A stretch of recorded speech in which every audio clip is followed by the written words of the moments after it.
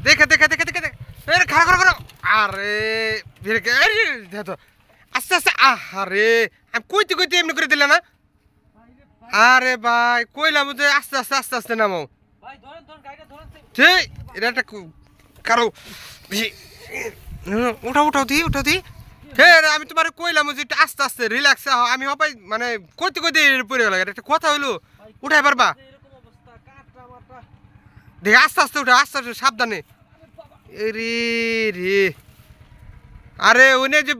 বালি রাসাল্লা বালির নে আমি তো মানে কইতে কইতে তুমি একবার নেমে গেল কথা হইলো